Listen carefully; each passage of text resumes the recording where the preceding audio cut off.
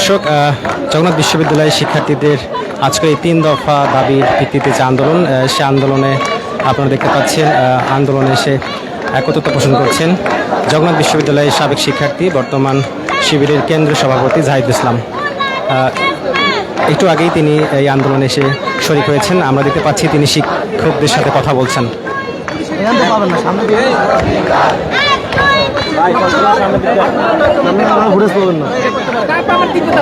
এখন এটা 1 নম্বর দাবি, এটা 3 নম্বর, 3টা দাবি। আগে দাবি ছিল 3টে নিয়ে আসা উত্তরটা যোগ করেছে তাদের আচরণের কারণে। এটা কোনো আপত্তি নেই। কথা হইলে আগে কথা আগে অ্যাকশন দিতে ভাই ভাই মিডিয়ামের সাথে একসাথে হলে ভালো হবে। একসাথে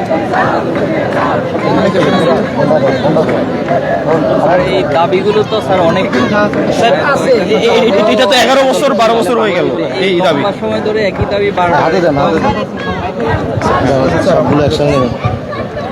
স্যারকে একটু জায়গা দেন, এই জায়গা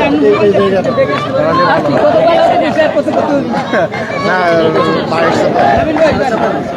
স্যার ইয়েটার সামনে ধরেন, স্যারের সামনে ধরেন।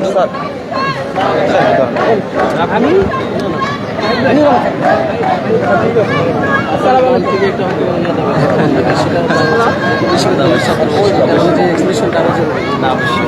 আরে না, আমাদের মাত্র 10-12 জন প্রথমে আসছিল। ওই সময় থেকে গ্রেনেড ছোড়া তারা শুরু করছে, এমন না যে সবাই চলে আসছিল। নিজেও শারীরিকভাবে জগন্নাথের ইতিহাসে মনে করেন অতীতেও অনেক আন্দোলনের মানে ইতিহাস আছে, কিন্তু এর আগে 16 সালে কিছুটা হয়েছিল ক্যাম্পাসের সামনে, আমরা তো তখন ছিলাম। অতীতের আন্দোলনের ইতিহাস আছে, কিন্তু ওই সময় ধরেন যে সরকার ছিল তখন তো নানা রকম জুলুম নির্যাতন এগুলো ছিল। কিন্তু এই সময় 5ই আগস্টের পরবর্তী পুলিশ কর্তৃক এই ধরনের হামলা হবে এটা কোনোভাবে মেনে নেওয়া যায় না। এবং মানে এটা আমাদের পুলিশ বিভাগ কেন এবং বর্তমান যে যারা দায়িত্ব রয়েছে দায়রাইতে পারে না, কারণ এটা দ্রুত সমাধান করা উচিত। এবং যে পুলিশরা উদ্দেশ্য প্রণীতভাবে হামলা করছে তাদের দৃষ্টান্তমূলক শাস্তির ব্যবস্থা দ্রুতভাবে করা উচিত আজকের মধ্যে। এবং আমাদের যে ছাত্রছাত্রী যে 3টা দাবি ছিল, যে তারা তো কিছু চায় নাই, তারা বেসিক নিডস যেগুলো, এখানে যারা আসে তাদের কোনো মানে রাজনৈতিক উদ্দেশ্য এরকম কারো নাই। আমার যতটুকু মানে ছাত্রছাত্রীরা সেখানে তারা আবাসন ভিত্তি চেয়েছে, এমন কিছু চায়নি, যারা বেঁচে থাকার জন্য। এবং তারা অস্থায়ী হলগুলোতে, যেটা অন্যান্য বিশ্ববিদ্যালয়ে উদাহরণ হিসেবে যদি বাংলাদেশের একটা, আমি ঢাকা বিশ্ববিদ্যালয়ের কথা বলি, তার 2,18,000 টাকা ইয়ারলি একটা স্টুডেন্টের বাজেট, সেখানে জগন্নাথের একটা স্টুডেন্ট আপনার 81,000 টাকা। এটা কি ধরনের বৈষম্য? ভর্তি প্রক্রিয়ার ক্ষেত্রে কি জগন্নাথ কোনো দিক দিয়ে করে মানে পিছিয়ে আছে? কোনো না। এবং বর্তমানে বিশেষ করে আমাদের শিক্ষা কাঠামো এবং শিক্ষা ব্যবস্থাপনা, দ্য একাডেমিক যে আমাদের অ্যাক্টিভিটিস অন্যান্য বিশ্ববিদ্যালয়ের তুলনায় অনেক আমরা কার্যক্রম অ্যাক্টিভিটিসগুলো ইতিবাচক ধারায় রেখেছি এবং সর্বোচ্চ লেভেলে আছে। কিন্তু আমাদের একটা দুঃখজনক যে অবকাঠামো যে আমাদের ইয়েগুলো রয়েছে সুবিধা, সেটা কোনোভাবেই জগন্নাথের ছাত্ররা পায়নি। এবং আমি জগন্নাথের রাজপন্থ সহযোগী অধ্যাপক হওয়ার পর থেকে দেখে এসেছি যে আজকে মানে ছাত্ররা নানা দিক থেকে, শুধু ছাত্র না শিক্ষক সমাজও বঞ্চিত। এটার একটা সমাধান হওয়া উচিত, কারণ এটা শুনতে শুনতে এমন একটা পর্যায়ে গেছে ছাত্র শিক্ষকদের ভিতরে একটা মানে একটা দূরত্বের পথে চলে যাচ্ছে বিষয়টা। এটা আমরাও চাই যাতে ছাত্ররা তাদের অধিকার ফিরে পাওয়ার মধ্যে তারা নিজ নিজ ক্যাম্পাসে তারা হলে, এবং হল তো নাই, নিজস্ব বিশ্ববিদ্যালয় অবস্থান করে ক্লাস পরীক্ষা ফিরে যাবে। এটা হলো চিরন্তন সত্য। আপনারা যেহেতু আছেন, স্যার এখানে স্যার একটু বলেন।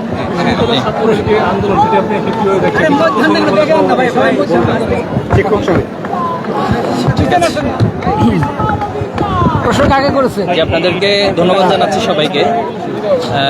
জগন্নাথ বিশ্ববিদ্যালয় বাংলাদেশের ইতিহাস ঐতিহ্যের সাথে ওতপ্রোতভাবে জড়িত একটি নাম।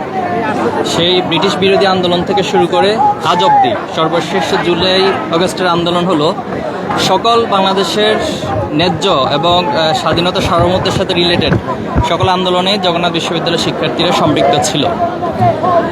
একটি বিশ্ববিদ্যালয় আজকে প্রায় 20 বছর হয়েছে, কিন্তু এখনও পর্যন্ত একটি বিশ্ববিদ্যালয়ের যে সুযোগ সুবিধা পাওয়ার কথা, সেটা একাডেমিক দিক থেকে হোক, অবকাঠামো দিক থেকে হোক, অথবা তাদের লজিস্টিক যে সুযোগ সুবিধা রয়েছে, সকল দিক থেকেই এই বিশ্ববিদ্যালয়ের শিক্ষার্থীরা বঞ্চিত হয়ে আসছে।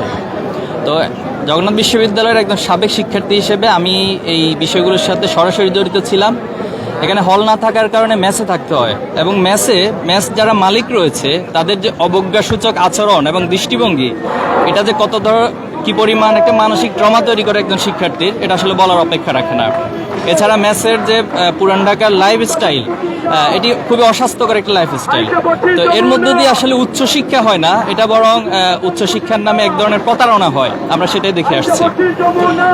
এবং সেই 2005 সাল থেকে বিশ্ববিদ্যালয় হওয়ার পর দীর্ঘদিন যাবৎ আন্দোলন হয়ে আসছে যে আবাসন সুবিধা সহ বিভিন্ন সুযোগ সুবিধা নিয়ে, কিন্তু এক এক সময় এক একটা অজুহাত দেখানো হয়, আশ্বস্ত করা হয়, কিন্তু পরবর্তীতে কোনো কাজের কাজ কিছু হয় না। বিগত সময় আমরা দেখেছি যে ফ্যাসিস্ট সরকার অতি সামান্য বরাদ্দ দেওয়া হয় জগন্নাথ বিশ্ববিদ্যালয় কম্পারেটিভলি অন্যান্য বিশ্ববিদ্যালয়ের তুলনায়, কিন্তু সেই বরাদ্দগুলোও ফ্যাসিস্ট যারা প্রশাসনে ছিলেন তারা লুটপাট করে, তারা বাণিজ্য করে সেগুলোকে নিজেদের পকেটে ঢুকিয়েছে। তো সব কিছু মিলে এত একটি অবহেলিত বিশ্ববিদ্যালয় হিসেবে চিহ্নিত হচ্ছে জগন্নাথ বিশ্ববিদ্যালয়, এটা কখনো মানা যায় না। আর আজকের যে ঘটনাটি, আমি যতটুকু খোঁজখবর নিয়েছি, এই 5ই আগস্টের পর থেকেই জগন্নাথ বিশ্ববিদ্যালয়ের শিক্ষার্থীরা শান্তিপূর্ণভাবে ক্যাম্পাসে আন্দোলন করে আসছে, তাদের এই ন্যায্য দাবিগুলো উত্থাপন করে আসছে, কিন্তু সরকার বা প্রশাসন কোনোভাবেই এটাকে কেয়ার করছে না। এবং গত 2 সপ্তাহ যাবৎ প্রধান উপদেষ্টার সাথে সাক্ষাতের জন্য বিশ্ববিদ্যালয় শিক্ষক সমিতি থেকে শুরু করে সাধারণ শিক্ষার্থীরা এবং শিক্ষার্থীদের প্রতিনিধি যারা আছে তারা চেষ্টা করে যাচ্ছে, কিন্তু সেখানেও কোনো ধরনের সময় দেওয়া বা ভ্রুক্ষেপ করছে না। কিন্তু আজকে যেটা আমরা দেখলাম, খুবই দুঃখজনক একটি ঘটনা, যেখানে আমাদের শিক্ষকরা ছিল, সাধারণ শিক্ষার্থীরা ছিল, পাশাপাশি আমি আরও জানতে পেরেছি যে এখানে সকল ছাত্র সংগঠন ঐক্যবদ্ধভাবে আন্দোলনে সম্পৃক্ত হয়েছে, সকল সামাজিক সংগঠনগুলো ঐক্যবদ্ধ হয়েছে, শিক্ষক কর্মকর্তা কর্মচারীরা এখানে সম্পৃক্ত হয়েছে। একটা সম্মিলিত আন্দোলনকে এভাবে করে টিয়ার গ্যাস মেরে, রাবার বুলেট মেরে, সাউন্ড গ্রেনেড মেরে এভাবে আচরণ করা, এটা কখনোই আসলে কাম্য হতে পারে না। শিক্ষকদের উপরে এভাবে করে লাঠিচার্জ করা, আক্রমণ করা, এটা খুবই দুঃখজনক। আমরা এটা কোনোভাবেই বর্তমান এই ক্যালকুলেশনের সাথে মিলাতে পারছি না। আপনারা জানেন যে বর্তমান যে সরকার গভর্নমেন্ট রয়েছে, এটি হচ্ছে ছাত্র জনতার অভ্যুত্থানের মধ্য দিয়ে একটি সরকার। যেহেতু বিগত সময় ফ্যাসিস্ট সরকার ছিল, ফ্যাসিস্টরাও পর্যন্ত এভাবে করে শিক্ষার্থীদের উপর হামলা করার সাহস করেনি, কিন্তু যারা ছাত্রদের, শিক্ষার্থীদের রক্তের উপর দাঁড়িয়ে আছে, সেই সরকার এভাবে আচরণ করা, এটা আমরা কোনোভাবেই এই হিসাবটা মিলাতে পারছি না। আমাদের কাছে মনে হচ্ছে গভর্নমেন্টের মধ্যে এমন একটা শক্তি রয়েছে অথবা এমন কিছু দালাল রয়েছে যারা এই গভর্নমেন্টকে বিভ্রান্ত করে শিক্ষার্থীদের মুখোমুখি দাঁড় করিয়ে দিয়েছে। আমি প্রথমত নিন্দা জানাচ্ছি, প্রতিবাদ জানাচ্ছি, এবং শিক্ষকরা সহ যারা এখানে আহত হয়েছেন আমি তাদের প্রতি সমবেদনা জানাচ্ছি, এবং সরকারের প্রতি আহ্বান জানাবো অতি দ্রুত আপনারা তদন্ত করে যারা অতি উৎসাহী এই হামলা করেছে তাদেরকে চিহ্নিত করে অবশ্যই বিচারের আওতায় আনতে হবে।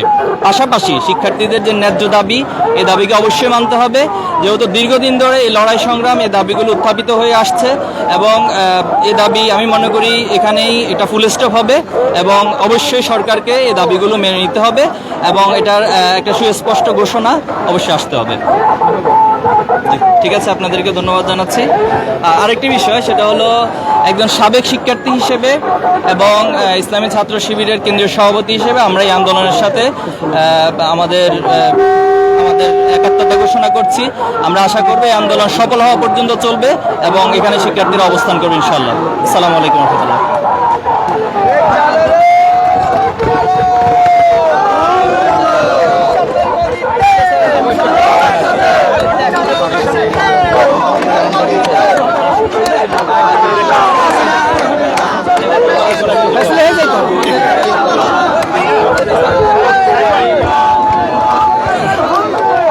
দর্শক, যেমনটি শুনছিলেন শিবিরের কেন্দ্রীয় সভাপতি জাহিদ ইসলাম বলছিলেন আজকের এই আন্দোলনের ব্যাপারে।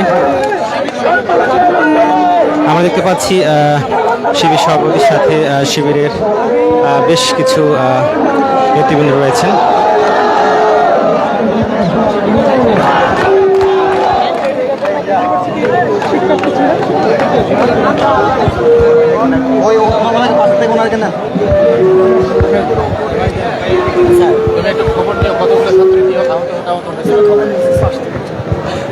যাব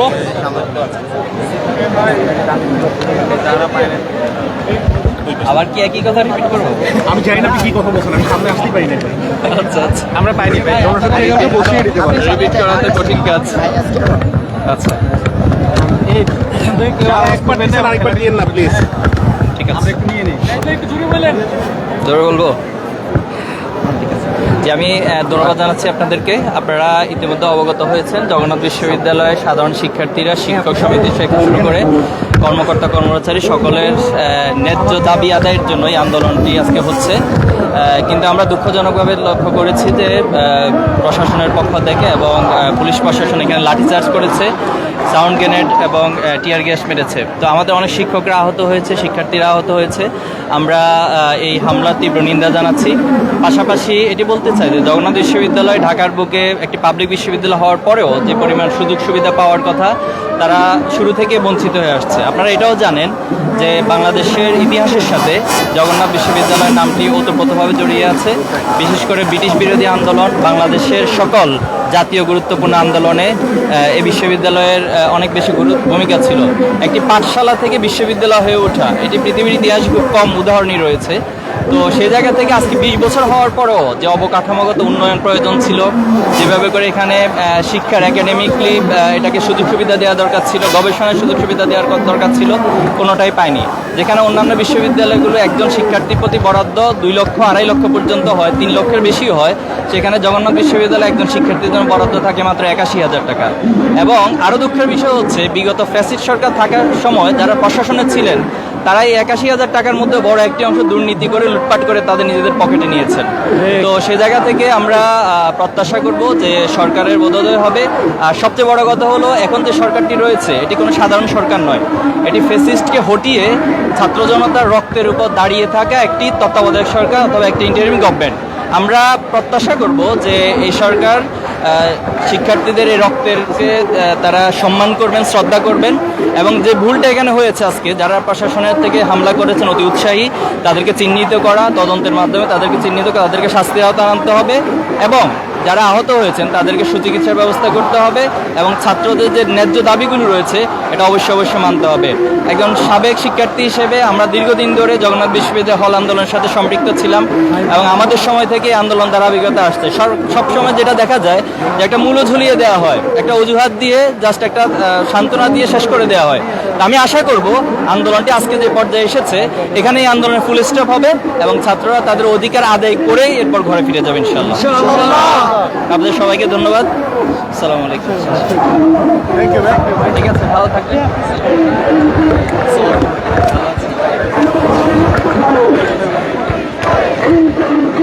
দর্শক, শিবির সভাপতি জাহিদ ইসলামের বক্তব্য শুনছিলেন। শিবির সভাপতি জাহিদুল নিজেও একজন সাবেক শিক্ষার্থী ছিলেন জগন্নাথ বিশ্ববিদ্যালয়ের।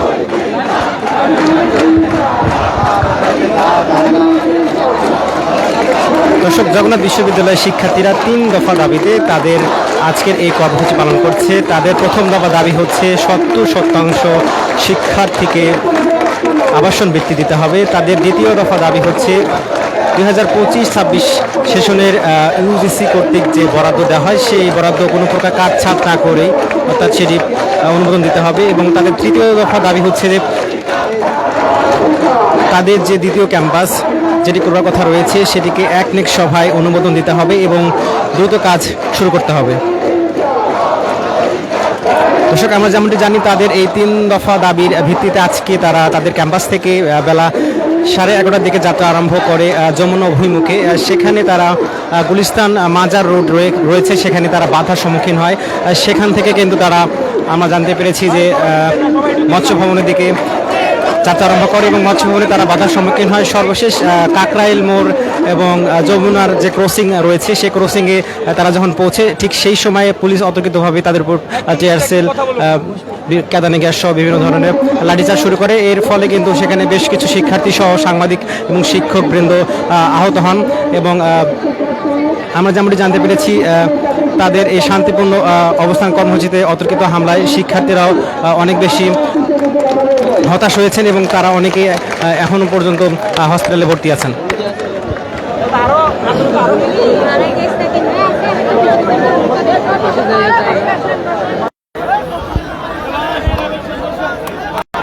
আমরা দেখছি যে এখন শিবিরের কেন্দ্রীয় সভাপতি জাহিদ ইসলাম তিনি সবার উদ্দেশ্যে কথা বলছেন। জগন্নাথ বিশ্ববিদ্যালয় 2005 সালের প্রতিষ্ঠিত থেকে অতিক্রান্ত করছে। এটা একটি পাবলিক বিশ্ববিদ্যালয়ের শিক্ষার্থী হিসেবে যে ধরনের সুযোগ সুবিধা পাওয়ার কথা ছিল, এই বিশ্ববিদ্যালয়ের শিক্ষার্থীরা সবসময় সে জায়গা থেকে বঞ্চিত হয়ে আসে।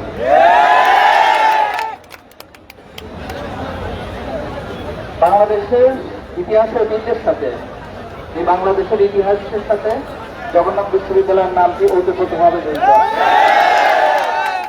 আমরা যদি ব্রিটিশ বিরোধী আন্দোলনের কথা বলি, তারপর বাংলাদেশের প্রত্যেকটি জাতীয় আন্দোলনে, এই ভূখণ্ডের মানুষের অধিকার আন্দোলনে, মানুষের এই দেশের স্বাধীনতা সার্বভৌমত্বের আন্দোলনে জগন্নাথ বিশ্ববিদ্যালয় সবসময় অগ্রণী ভূমিকা পালন করেছিল।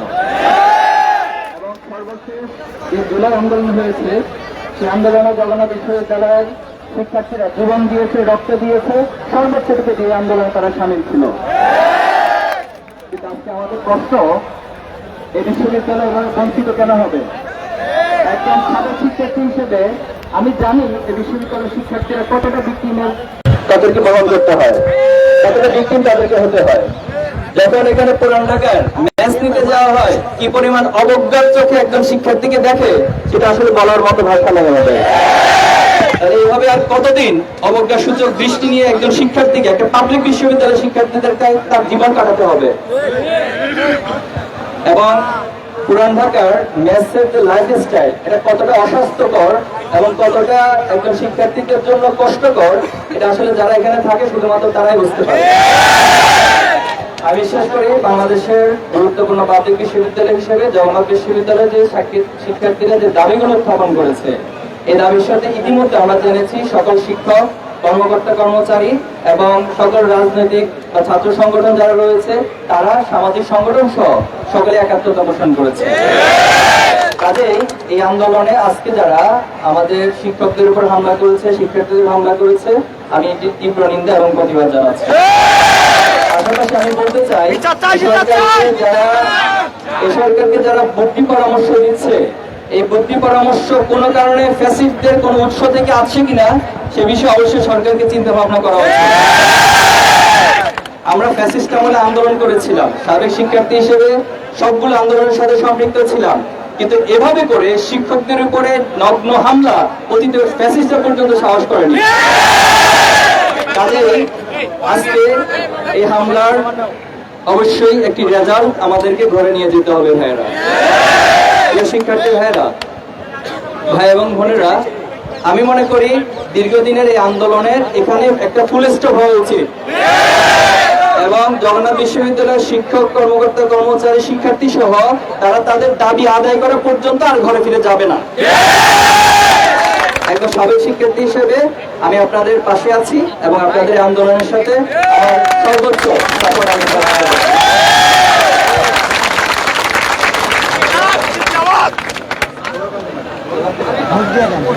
ঠিক আছে।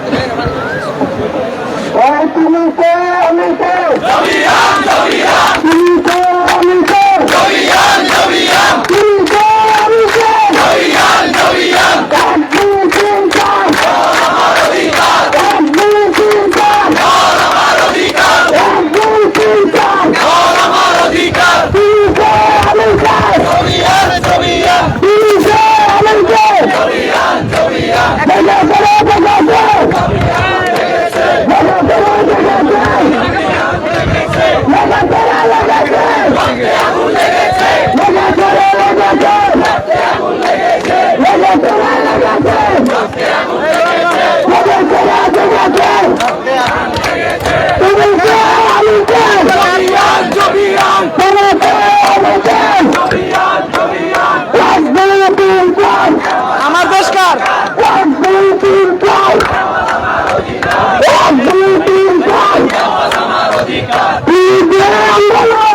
কোনটা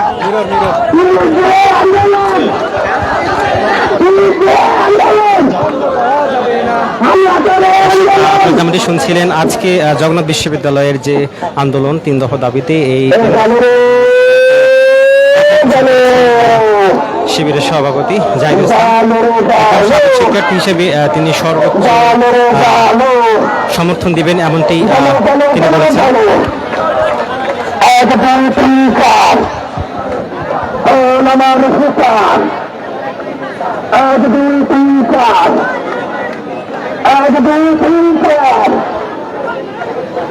করে